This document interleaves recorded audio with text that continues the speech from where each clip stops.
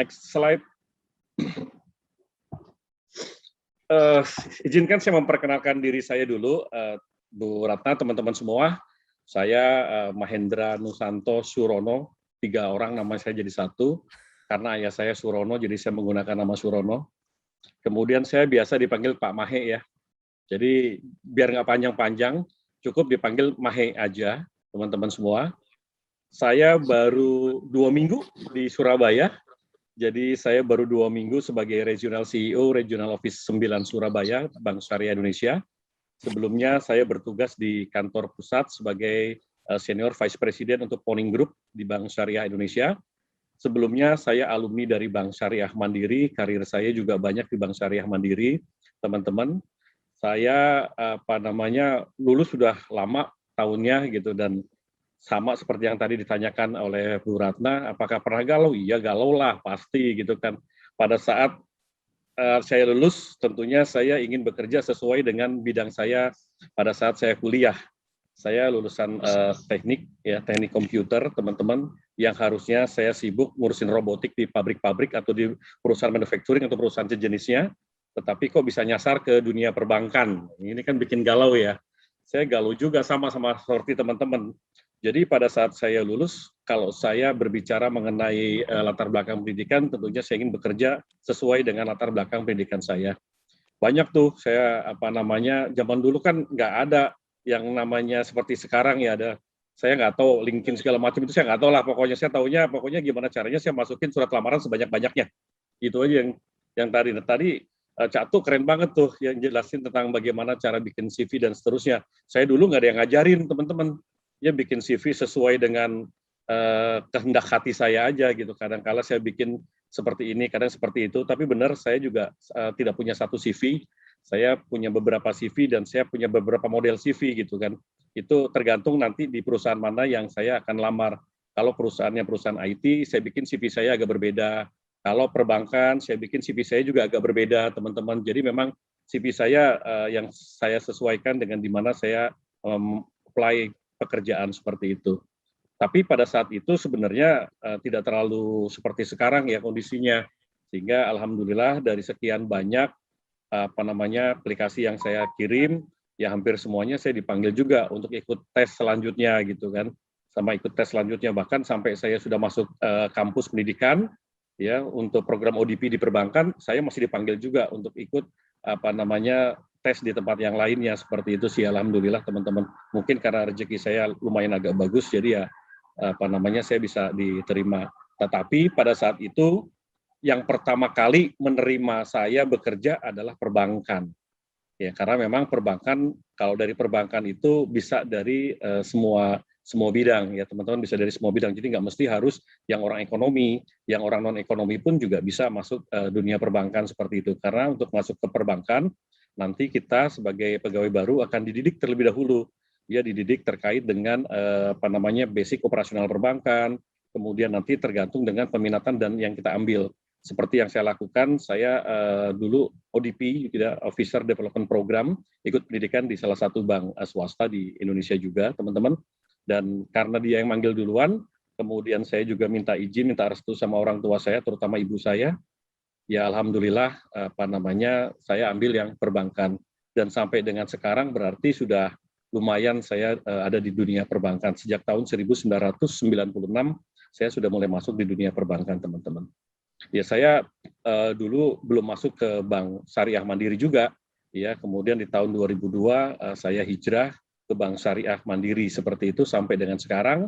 Kemudian di tanggal 1 Februari yang lalu pada saat kami melaksanakan legal day one proses merger antara Bank Syariah Mandiri, Bank BNI Syariah dan Bank BRI Syariah, saya ditugaskan di Bank Syariah Indonesia sebagai SVP di Poning Group seperti itu. Tapi perjalanan karir saya banyak dihabiskan di Bank Syariah Mandiri. Saya lebih banyak bertugas tuh di luar Jawa ya. Saya 11 tahun keliling-keliling teman-teman di Kalimantan, mulai dari Balikpapan, kemudian Samarinda, kemudian di Banjarmasin, kemudian ke Sulawesi, pindah ke Makassar, kemudian balik lagi ke Kalimantan, ke Banjarmasin, ya untuk kemudian baru kembali ke Jakarta di tahun 2018. Jadi kalau teman-teman menyukai petualangan, sama seperti saya sangat menikmati tour of duty yang perusahaan berikan kepada saya, sehingga saya ditugaskan dimanapun, saya dengan senang hati menerima penugasan itu. Dan alhamdulillah, per 2 minggu yang lalu, saya ditugaskan oleh manajemen Bank Syariah Indonesia sebagai RCEO di Regional Office 9 Surabaya. Sebelumnya saya pernah menjadi RCEO di Makassar. Ya, waktu itu Makassar membawahi Pulau Kalimantan, Sulawesi, Maluku, dan Papua. Kebayang kalau kita melakukan supervisi atau kunjungan ke cabang-cabang yang sedemikian luasnya. Kemudian saya juga pernah di region di Banjarmasin, waktu itu region Kalimantan, kemudian juga di Bandung. Ya, Bandung waktu itu areanya ada di Jawa Barat, Jawa Tengah, dan Yogyakarta seperti itu. Dan alhamdulillah sekarang saya bisa bertemu dengan teman-teman semua di sore hari itu atau siang menjelang sore hari ini di Surabaya. Mungkin itu ya terkait dengan cerita saya sedikit, teman-teman semuanya. Dan kalau saya boleh juga bercerita tentang next slide, tentang Bank Syariah Indonesia, boleh saya sampaikan kepada teman-teman semua bahwa Bank Syariah Indonesia adalah hasil penggabungan seperti tadi Bu Ratna sampaikan kepada kita semua, hasil penggabungan dari 3 bank syariah milik Himbara, yaitu Bank Syariah Mandiri, ya sebagai perusahaan anak dari Bank Mandiri, kemudian Bank BNI Syariah sebagai anak perusahaan dari BNI, dan Bank BRI Syariah sebagai perusahaan anak dari Bank BRI, seperti itu. Kami telah melakukan proses legal merger per tanggal 1 Februari 2021 yang lalu, dan alhamdulillah sampai dengan bulan Agustus kemarin, kami sudah melakukan proses migrasi, ya migrasi data-data, terutama untuk nasabah-nasabah ex-BNI Syariah dan ex-BRI Syariah seperti itu, ya masuk ke dalam Bank Syariah Indonesia. Nah, kalau teman-teman semua memiliki rekening BNI Syariah ataupun BRI Syariah dan belum melakukan penggantian buku, ATM dan lain sebagainya, kami persilakan untuk datang ke kantor cabang Bank Syariah Indonesia terdekat ya untuk melakukan penggantian buku dan juga penggantian kartu ATM seperti itu. Nah, dengan penggabungan kami menjadi Bank Syariah Indonesia, ya alhamdulillah Bank Syariah Indonesia menjadi bank dengan peringkat ke-7 aset terbesar secara nasional. Ini alhamdulillah sekali, karena kalau sebelumnya Bank BSM sebagai bank yang terbesar itu hanya di peringkat ke-15. Sementara Bank BNI Syariah, BRI Syariah itu berada di bawahnya seperti itu. Tetapi dengan kami bergabung menjadi satu bank yang besar, dan alhamdulillah kami berada di peringkat 7 secara nasional. Dan ini juga diapresiasi oleh Bapak Presiden Republik Indonesia, Pak Jokowi, pada saat peresmian Bank Syariah Indonesia. Mungkin satu-satunya bank syariah, atau mungkin satu-satunya bank di Indonesia yang peresmiannya dilakukan langsung di Istana Presiden, ya adalah Bank Syariah Indonesia, teman-teman. Jadi Pak Jokowi pada saat itu dari Istana langsung meresmikan Bank Syariah Indonesia. Dan alhamdulillah dengan mergernya kami, maka kami memiliki lebih dari 1.365 jaringan kantor di seluruh provinsi yang ada di Indonesia dengan lebih dari 1.700 ATM yang kami miliki. Kami juga memiliki 20.000 pegawai kurang lebih dengan jumlah nasabah kurang lebih 15 juta nasabah. Seperti itu. Dan tentunya dengan bergabungnya kami bertiga, maka akses lebih luas melalui pembukaan rekening, kemudian one stop syariah service solution itu bisa kami lakukan. Karena kami menggabungkan kekuatan-kekuatan dari ketiga bank untuk kemudian kami jadikan satu di Bank Syariah Indonesia. Sebagai contoh adalah terkait dengan mobile banking misalkan, Bank Syariah Mandiri memiliki kekuatan di mobile banking, maka mobile banking ex Bank Syariah Mandiri yang kemudian dipergunakan di Bank Syariah Indonesia. Kemudian Bank BNI Syariah misalkan memiliki Hasanakat, maka Hasanakat akan menambah juga, ya menambah jumlah produk dan layanan yang ada di Bank Syariah Indonesia. Seperti itu teman-teman. Dan kalau kita lihat yang sebelah kanan, ini peringkat kami, peringkat ke-7 di bawah CIMB Niaga, ya dengan total aset kurang lebih 234 triliun seperti itu. Next slide. Walaupun kami masih baru berdiri sejak 1 Februari yang lalu, dan insya Allah nanti di tanggal 1 November kami akan mulai melaksanakan yang namanya Operational Day One atau Customer Day One, di mana kami sudah menggunakan single system, ya single reporting, dan semuanya adalah satu bank. Tidak ada lagi menggunakan ex legacy masing-masing. Tidak ada lagi yang menggunakan ex BSM, ex BNI Syariah, ex BRI Syariah. Per 1 November insya Allah nanti kita akan mulai kick off untuk Customer Day One atau Operational Day One.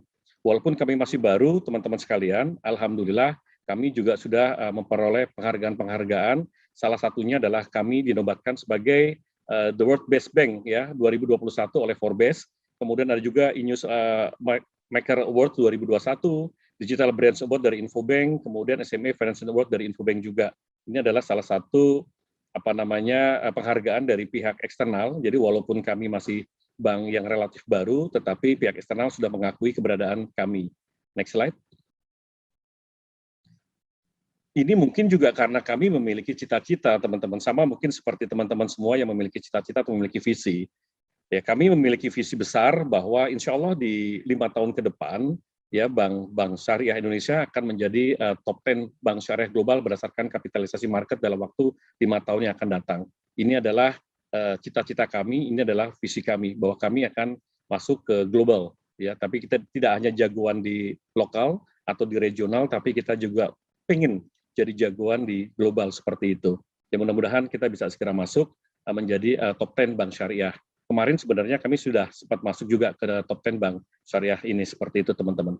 Nah, di samping visi tentunya kami juga memiliki misi. Yang menarik di sini adalah poin yang ketiga yang ingin saya sampaikan kepada teman-teman, bahwa kami memiliki misi bahwa Bank Syariah Indonesia akan menjadi perusahaan pilihan dan kebanggaan para talenta terbaik di Indonesia. Dan para talenta terbaik itu adalah teman-teman semua. Kami ingin bahwa Bank Syariah Indonesia itu menjadi perusahaan pilihan dan kebanggaan teman-teman semua. Ya, karena kami membangun perusahaan dengan nilai yang kuat dan memberdayakan masyarakat serta berkomitmen untuk mengembangkan karyawan dengan budaya berbasis kinerja. Dan alhamdulillah teman-teman, ini sebagai salah satu contoh saja, beberapa waktu yang lalu Bank Syariah Indonesia juga membuka lowongan atau membuka program ODP, ya ODP untuk IT dan ODP untuk manajemen risiko. Dan alhamdulillah tuh kebutuhan kita pada saat itu kurang lebih sekitar 25 sampai dengan 30 orang, dan jumlah yang melamar atau yang daftar di Bank Syariah Indonesia itu berjumlah lebih dari 7.000 pelamar.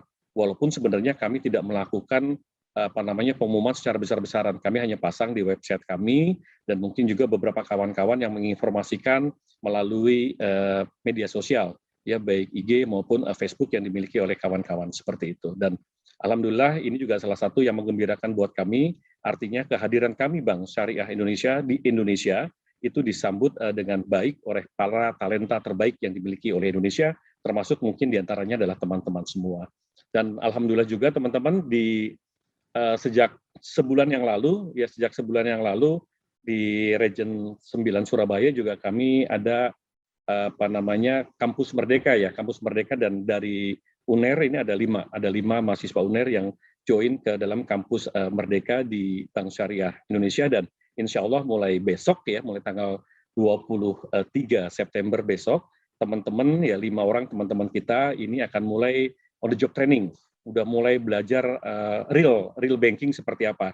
Sebelumnya selama 1 bulan mereka masuk kelas dengan materi-materi terkait dengan general banking, ya kemudian bagaimana handling nasabah dan lain sebagainya, dan mulai besok teman-teman akan terjun langsung on the job training sampai dengan Januari 2022 yang akan datang.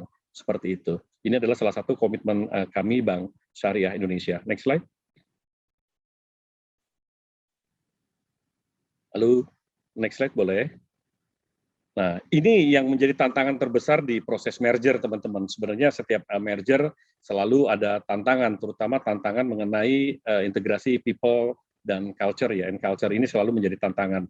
Karena bagaimanapun juga dengan 3 perusahaan yang memiliki latar belakang yang berbeda, ya, people yang berbeda-beda, culture yang berbeda-beda, kami di Bank Syariah Indonesia mencoba menyatukan itu untuk mewujudkan Bank Syariah Indonesia yang selalu growth, selalu tumbuh, selalu sehat dan sustain, seperti itu teman-teman.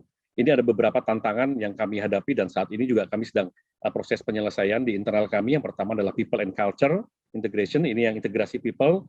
Ini kita sudah punya juga journey sampai dengan tahun 2025, di mana insya Allah nanti kita akan memiliki One BSI, seperti itu, One BSI culture, di mana semua pegawai kami yang berjumlah 20.000 ini akan memiliki culture atau budaya kerja yang sama, yaitu BSI One Culture. Kemudian ada bisnis portfolio, product alignment, dan seterusnya. Ya, jadi ini adalah salah satu tantangan daripada proses merger adalah integrasi mulai dari risk management, IT, channel distribution, dan lain sebagainya. Seperti tadi saya sampaikan bahwa dengan merger, kemudian kami memiliki 1.365 outlet yang tersebar di seluruh Indonesia. Ini tentunya juga akan menjadi challenge tersendiri mengenai distribusi seperti apa, karena ada beberapa cabang yang letaknya berdekatan, bahkan ada 3 cabang ex-BNI Syariah, BRI Syariah, dan BSM, itu yang letaknya berendengan seperti ini. Ini juga akan menjadi tantangan buat kami di Bank Syariah Indonesia untuk bisa menyelesaikan proses ini sesegera mungkin. Next slide. Nah, ini kita mulai masuk ke yang agak serius sedikit, teman-teman. Oke, next slide. Ya, next slide aja, ini kita skip aja. Ya, ini cerita sedikit tentang berkarir di perbankan syariah, teman-teman. Dulu, waktu saya masuk di bank, ya, saya sedikit cerita juga nih. Saya nggak tahu sama sekali tentang dunia perbankan. Ilmu perbankan juga nggak tahu. Ya, apa itu bank, saya nggak tahu. Apa itu produk-produk bank seperti simpanan, giro, deposito, saya juga tidak tahu seperti itu, teman-teman. Tapi ya kemudian, alhamdulillah, di tempat saya bekerja, kompetensi kami sebagai pegawai bank itu mendapat perhatian yang serius, sehingga memang kompetensi di perbankan itu dibangun dengan sungguh-sungguh, sehingga kami memiliki kompetensi yang sangat cukup. Ada beberapa kompetensi, ada 2 yang paling enggak ya, hard kompetensi dan soft kompetensi. Yang hard kompetensi ini sifatnya teknis, teman-teman. Kemudian sementara yang soft kompetensi ini sifatnya yang tacit knowledge, jadi tidak sifatnya teknis, mungkin kepemimpinan, negotiation skill, dan lain sebagainya. Ya. Kemudian kalau kita lihat di Spencer & Spencer di 1993, kompetensi adalah merupakan suatu karakter atau kepribadian seseorang yang mendasar dari individu, yang mendasari seseorang untuk menunjukkan cara-cara bertindak, berpikir, atau mengeneralisasikan situasi secara layak dalam jangka panjang di dalam berbagai tugas dan situasi kerja. Ini adalah kompetensi. Nah, kalau kita ingin bekerja di bank syariah, baik itu di Bank Syariah Indonesia maupun di bank syariah yang lainnya, tentunya kompetensi itu menjadi salah satu yang mendapat perhatian serius buat teman-teman semua. Memang kompetensi tidak langsung ada, teman-teman. Kompetensi bisa juga dibentuk, ya, bisa juga dibentuk. Nah, beberapa kompetensi yang diperlukan di dunia perbankan. Next slide. Ini salah ada 4 ya paling tidak ya, teman-teman ya. Ada core kompetensi. Core kompetensi adalah karakteristik utama yang harus dimiliki oleh seorang karyawan. Ya, ini karyawan. Kalau kita ingin melamar di bank syariah, ya paling tidak teman-teman harus memiliki core kompetensi. Ya, teman-teman memiliki visi, misi, kemudian memiliki share value seperti itu. Ini untuk seluruh pegawai di bank syariah. Kemudian ada yang namanya behavioral kompetensi, yaitu karakteristik perilaku spesifik yang harus dimiliki untuk dapat menampilkan kinerja yang efektif. Salah satunya ini banyak ya, ada analytical thinking, inovatif, kemudian information seeking, quality and accuracy, flexibility, dan seterusnya, dan seterusnya. Ini adalah behavioral yang harus dimiliki oleh teman-teman semuanya. Kemudian yang ketiga adalah fungsional kompetensi, yaitu pengetahuan dan keterampilan yang harus dimiliki untuk dapat menampilkan kinerja efektif. Ada beberapa hal yang terkait dengan fungsional kompetensi, model seperti fundamental of syariah banking. Jadi teman-teman ya nanti biasanya nih, walaupun teman-teman belum tahu, tapi pada saat teman-teman wawancara dan sebagainya, pasti teman-teman akan ditanya ya terkait dengan syariah banking. Paling tidak si pewawancara itu akan melihat teman-teman berusaha untuk tahu atau tidak terkait dengan syariah banking, atau sejauh mana pengetahuan teman-teman terkait dengan perbankan syariah seperti itu. Ini biasanya di dalam setiap setiap wawancara ini selalu ditanyakan. Biasanya pertanyaannya, tahu nggak sih teman-teman dengan perbankan syariah, atau apa sih perbankan syariah itu menurut pandangan teman-teman misalkan. Itu biasanya ditanyakan pada saat teman-teman wawancara dengan bank syariah ya, seperti itu.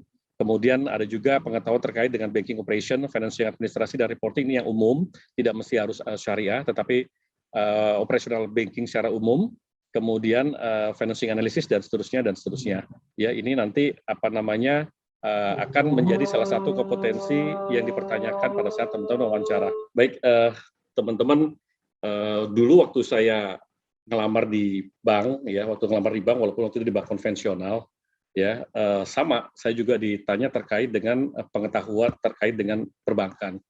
Jadi nanti teman-teman biasanya sih akan ditanya juga basic ya, paling enggak untuk mengukur sejauh mana sih teman-teman mengerti, paham terkait dengan bank, ataupun terkait dengan produk bank, ataupun terkait dengan transaksi bank.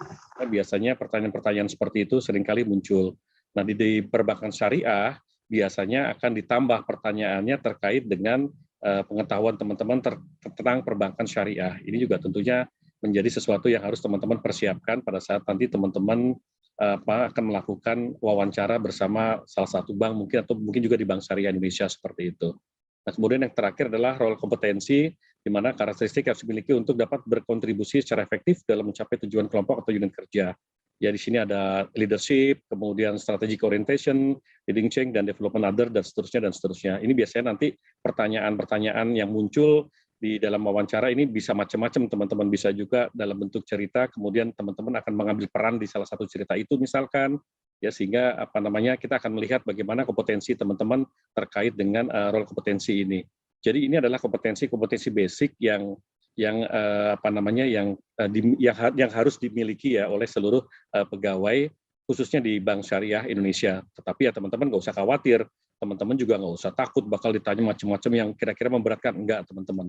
Kalau wawancara itu yang penting teman-teman istirahat, teman-teman tidur yang cukup gitu kan, sehingga teman-teman bugar.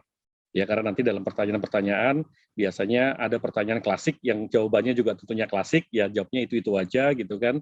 Tapi juga ada pertanyaan-pertanyaan yang sifatnya kayak semacam role game atau segala macam lah, di mana kita masuk dalam cerita, kemudian kita diminta untuk memecahkan persoalan dan lain sebagainya. Ini hal yang umum sekali terjadi pada saat kita wawancara, ya, pada saat kita wawancara untuk mengukur sejauh mana calon pegawai ini nanti bisa berinteraksi, bisa beradaptasi, dan tentunya bisa memberikan kontribusi yang baik untuk perusahaan. Next slide. Nah, kalau di Bank Syariah Indonesia, teman-teman, kita memiliki beberapa pengelolaan SDM, ya. Ini adalah yang tentunya kita sesuaikan dengan bisnis kita di Bank Syariah Indonesia. Yang pertama adalah kompetensi model. Model kompetensi Bank Syariah Indonesia ini memungkinkan sistem pengelolaan SDM yang terstandarisasi dan terekam dengan baik. Pegawai dapat lebih transparan dalam melihat arah pengembangan karirnya karena telah memiliki gambaran yang jelas persyaratan kompetensi setiap jabatannya. Jadi memang di Bank Syariah Indonesia ini, ya, kami setiap leveling jabatan itu clear, teman-teman. Jadi terinformasikan dengan jelas sekali, dan di setiap level, jadi setiap level kita juga memiliki job desk yang clear juga, KPI kami yang clear juga, sehingga memang memudahkan buat kita pegawai, ya, pada saat kita ingin meniti karir ke step yang berikutnya. Hanya memang kalau di Bank Syariah Indonesia ini, di setiap level atau setiap jenjang kita biasa selalu ada assessment, teman-teman. Ini yang selalu kita jalankan, dan kalau kami sih happy dengan assessment. Karena dengan assessment kita bisa mengukur juga apakah kita ada progres dari sisi ini, itu, dan lain sebagainya, seperti itu, teman-teman. Kemudian yang kedua adalah kompetensi mapping atau mapping kompetensi. Ini ada profil kompetensi BSI, ya, Human Capital dapat melaksanakan pemetaan atau mapping kompetensi pegawai, sehingga perusahaan memiliki gambaran yang akurat mengenai tingkat kemampuan pegawainya. Ini yang tadi saya sampaikan, bahwa setiap kenaikan level selalu ada assessment, dan setiap jangka waktu tertentu, di level tertentu juga dilakukan assessment. Biasanya assessment dilakukan setiap 2 tahunan sekali, ya, minimal 2 tahunan sekali dilakukan assessment untuk mengukur perkembangan daripada kompetensi dan juga ability yang dimiliki oleh para pegawai di Bank Syariah Indonesia, seperti itu. Kemudian kami juga memiliki development planning, sehingga kita di pegawai di Bank Syariah Indonesia juga memiliki atau terdorong untuk melakukan development atas diri kita sendiri, seperti itu. Di Bank Syariah Indonesia ada yang namanya Individual Development Program.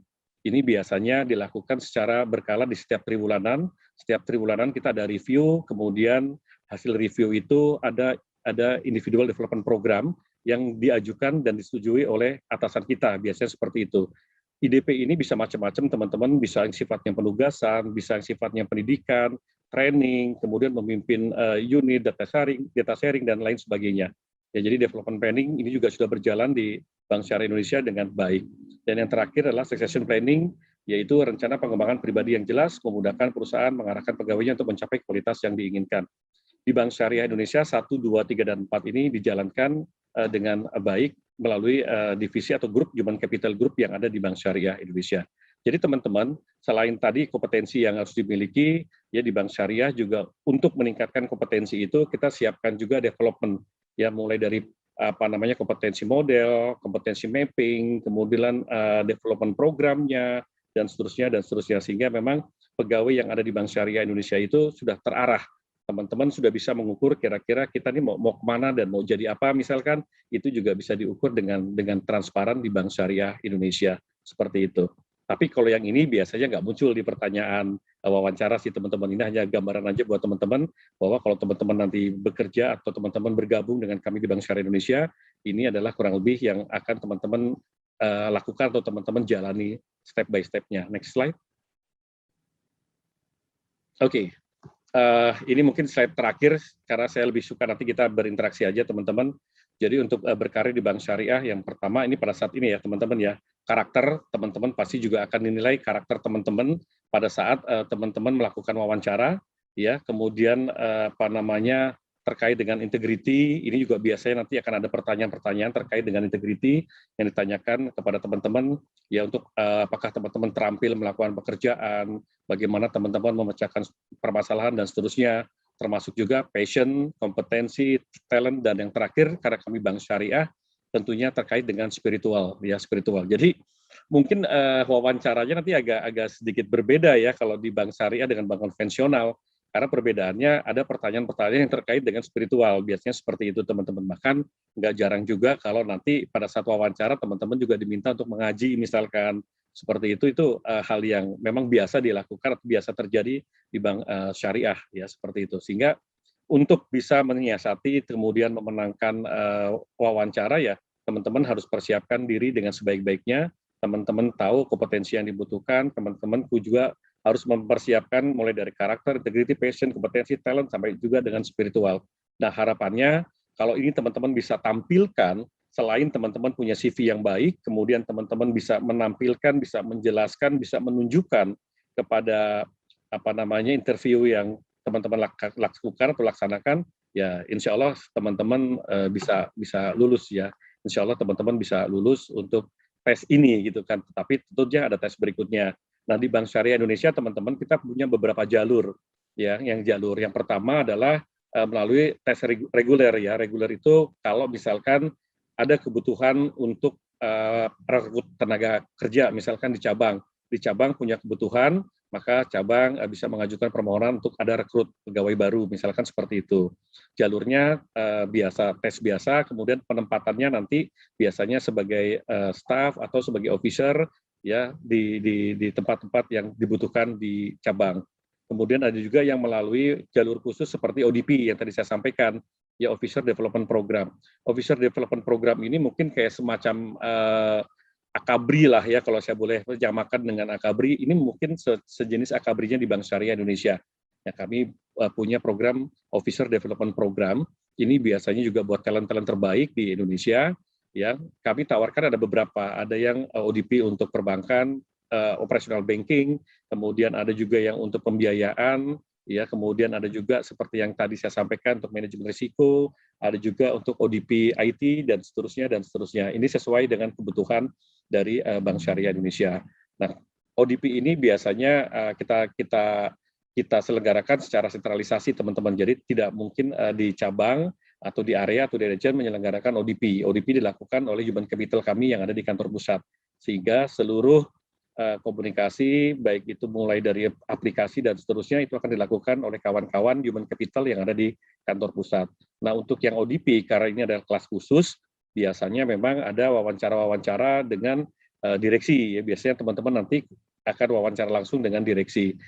Pada saat wawancara dengan direksi, ya sama juga sebenarnya kurang lebih yang ditanya, ya seperti yang tadi saya jelaskan sedikit teman-teman, itu garis besarnya yang akan ditanya juga pada saat teman-teman harus wawancara dengan direksi atau wawancara dengan yang lainnya, seperti itu. Jadi teman-teman untuk bisa mempersiapkan diri, untuk bisa memenangkan dalam setiap challenge, ya teman-teman memang harus upgrade knowledge teman-teman, karena nanti ada pertanyaan-pertanyaan yang terkait dengan perbankan syariah, kemudian juga terkait dengan produknya, terkait juga dengan how to, bagaimana teman-teman berperan, bagaimana teman-teman bisa menyelesaikan permasalahan dan seterusnya. Jadi pertanyaan terkait dengan, biasanya kan suka ditanya apa motivasinya masuk Bank Syariah misalkan, itu pertanyaan yang mungkin sudah jarang sekali keluar, karena itu pertanyaan klasik, jawabannya juga sih klasik ya. Itu jarang sekali. Sekarang pertanyaannya udah agak lebih sedikit berbeda pada saat teman-teman melakukan wawancara. Kita ada beberapa beberapa konsep seperti misalkan ada situasinya seperti apa, kemudian nanti kondisinya di mana kejadiannya, apa yang terjadi pada saat itu, apa yang teman-teman lakukan, kemudian hasilnya seperti apa, itu nanti dalam bentuk case atau dalam bentuk cerita yang teman-teman lakukan. Misalkan saja kalau ada pertanyaan, misalkan gini, tolong ceritakan pengalaman yang paling teman-teman ingat ya sampai dengan sekarang apa. Misalkan teman-teman bercerita mengenai pada saat saya di wisuda. Nanti akan ditanya kenapa, ada apa dengan wisuda. Teman-teman akan bercerita terkait dengan situasinya seperti apa pada saat teman-teman menjelang wisuda, kemudian sampai dengan wisuda. Kemudian akan terus pertanyaan seperti itu sampai dengan akhirnya teman-teman, oke, teman-teman berhasil di wisuda seperti itu. Jadi pertanyaannya nanti akan banyak ke hal-hal yang sifatnya seperti itu teman-teman daripada nanti yang terkait dengan yang biasa dulu, zaman dulu banget itu kan, apa motivasi Anda, apa komitmen Anda, apa ini Anda, gitu. Itu udah pertanyaan-pertanyaan itu mungkin sudah akan jarang sekali dijumpai pada saat kita melakukan wawancara kerja. Mungkin itu yang bisa saya sampaikan sebagai sharing saya di siang hari ini.